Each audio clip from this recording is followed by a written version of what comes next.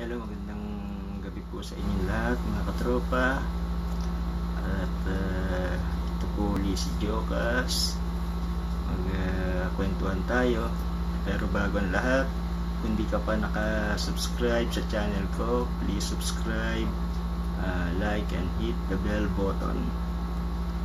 Ay share ko lang sa inyo mga tropa yung tungkol sa ano natin sa curfew. Bakit dito sa amin nagtataka lang ako dahil ang barangay parang inutil kasi hindi sila nagro-rowing.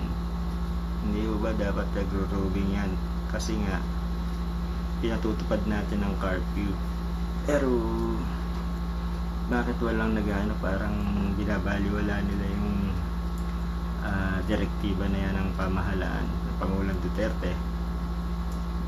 At dapat siguro ina-action na niya kasi tingnan nyo ang mga pulis, hinuhuli nila yung mga mag-asawa na nakasakay sa motor na angkas, di ba? Tinitikitan nila yan, pinagmumulta nila ng 5,000 yata ang multa dyan. Tapos pati itong pag hindi ka nagsuot ng mask may multa rin daw.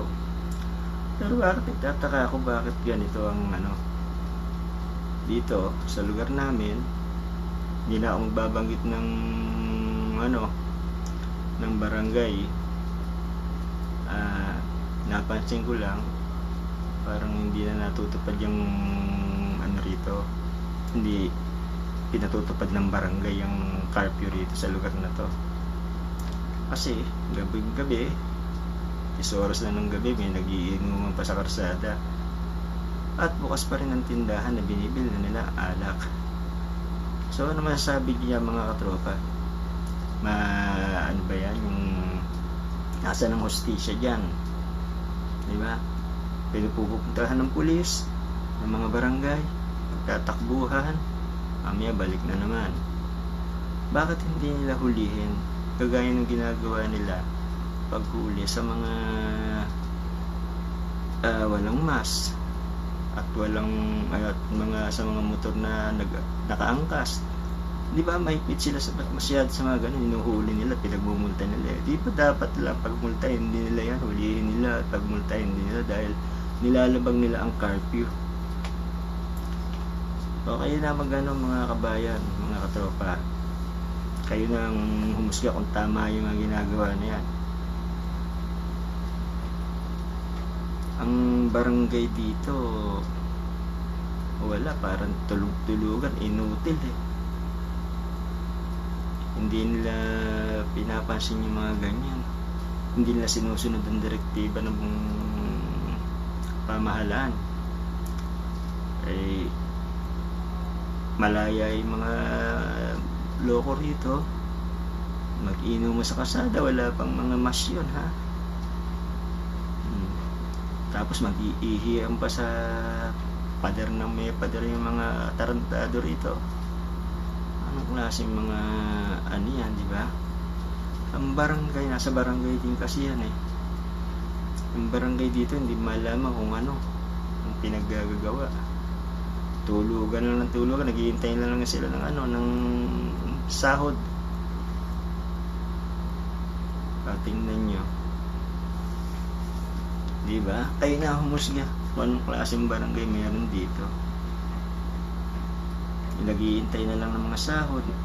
Pero ang daming barangay dito, merong Kagawad,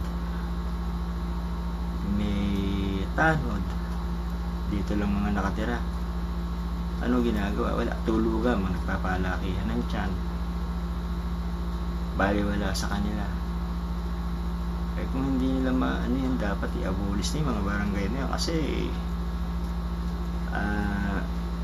gumagastos pa pamahalaan dyan sa mga yan para pasasahod, yung mga ano nila, cheche-breche nila dyan, hindi ba? Gumagastos pa yung pamahalaan dyan. Pero sa palagay ko wala naman silbi yung mga yan, dapat i-abolish niya pag gaganyan eh.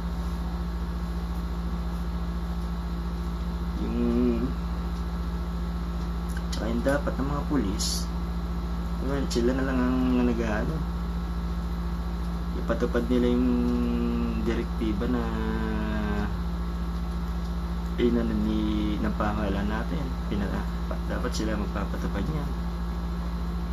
Sabihin, may mahuli lumabag, huliin. Hindi yung manghuhuli sila, ilang mga nakamotor, nakaangkas, hulihin nila. Hindi ka magmask, huhulihin ka at pagmumultahin ka. Tapos makikita mo dito sa lugar mo, malayang nakakapag-inuwa sa 10 oras ng gabi sa kalsada, wala pa mga face mask, yung mga tarantado, wala lang. So ewan ko kung anong klaseng batas meron tayo sa Pilipinas. Masyadong awkward. So inano ko lang sa inyo yung senior ko lang sa inyo yung ano ko rito, yung mga nakikita ko concerned citizen at sana aksyon na ng kapulisan yan. Sa barangay talagang wala ka na maaasahan dyan, karamihan dyan mga ningas gugon yan, barangay inutil, sayang ang mga pasahod.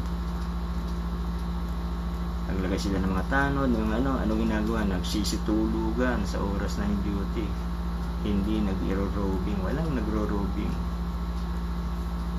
Dapat tanggalin na lang, di ba, ang barangay, hindi at pulis na lang ang paubayan na lang nila sa kapulisan yung mga ganyan, sa kapayapaan ng lugar. O gaya kanina, wala namang ginawa, hinabol. Braban mo yung hubol ko. Dapat yun, hinuli, tinitiin nila, pinagmulta. Di ba yan ang dapat gawin?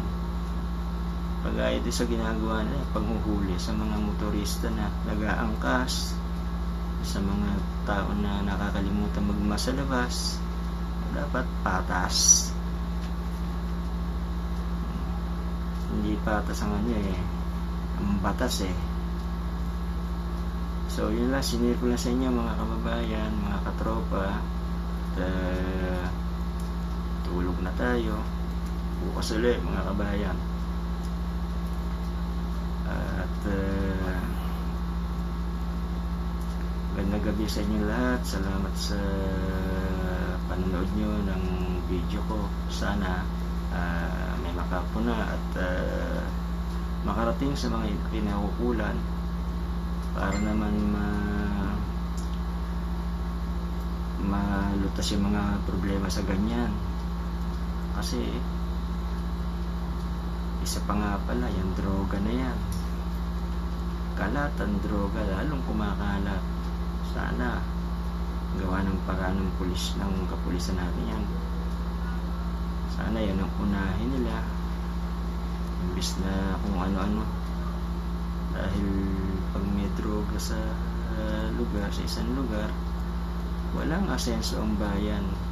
Maraming gagong maglilipa na sa kapaligiran natin.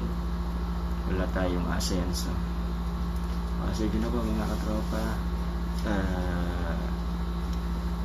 Magandang gabi sa inyo lahat. Salamat sa panonood. Hanggang bukas. Ciao.